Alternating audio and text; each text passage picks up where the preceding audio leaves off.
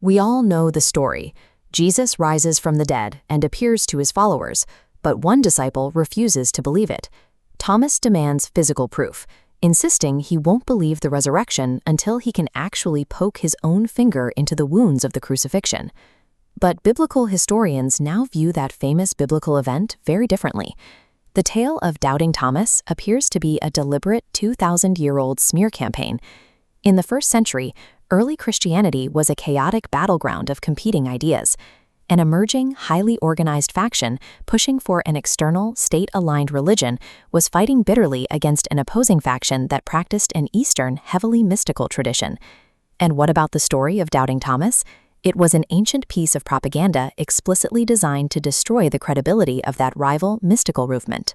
The truth of this conflict lay buried until the late 19th and mid-20th centuries, when archaeologists digging in the Egyptian sands at Oxyrhynchus and Nag Hammadi unearthed a banned, forgotten text, the Gospel of Thomas. When translators finally read it, the contents were shocking.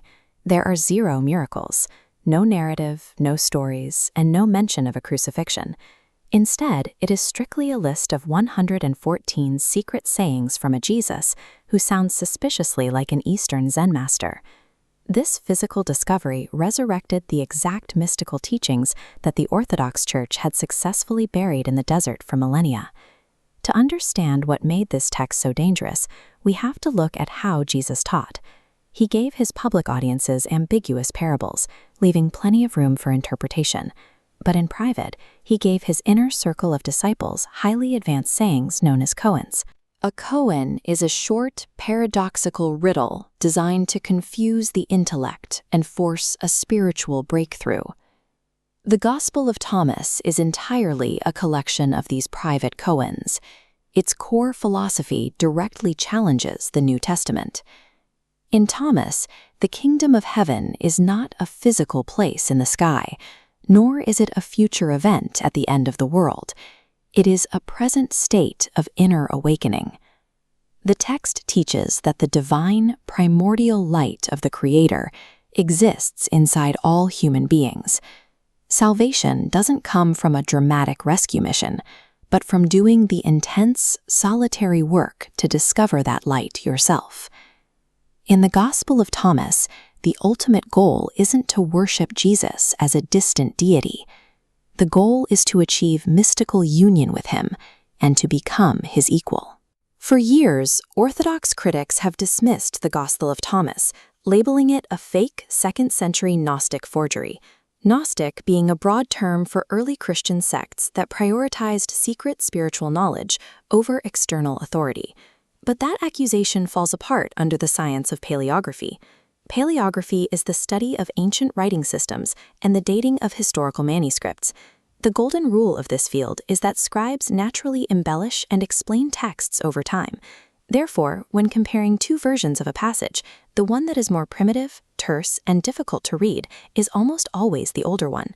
This chart shows exactly how that textual evolution works when we compare the famous parable of the lost sheep. In the canonical Gospel of Matthew, the story is 35% longer than the version found in Thomas. Matthew's scribe clearly smoothed out the language and added theological embellishments to make the moral easier for a broad audience to digest. The hard linguistic data proves that Thomas contains older, unedited variations of Jesus' original sayings, predating the highly refined language of the canonical Gospels we read today. By the late 1st century, a fierce theological turf war had broken out between 2 isolated Christian communities. On one side, you had the Thomasine community, holding on to their internal mysticism. On the other side was the Johannine community, the followers of the Gospel of John, who were building a religion based strictly on external salvation. The battle lines were drawn clearly in their texts. Thomas claims the divine light is present in everyone. John directly counters this in his very first chapter, explicitly writing that Jesus is the exclusive light of all people. They even fought over the concept of secrecy. The Gospel of Thomas literally opens by declaring itself the secret sayings that the living Jesus spoke. John attacks this idea head-on, having his version of Jesus explicitly state, "I have spoken openly to the world. I have said nothing in secret." To win this ideological war, the author of John deployed a polemic. A polemic is an ancient Greek rhetorical weapon, essentially a fictionalized story written specifically to mock and dismantle an opponent's ideology. And this is the climax of the conflict. The author of the Gospel of John weaponized the literal character of Thomas.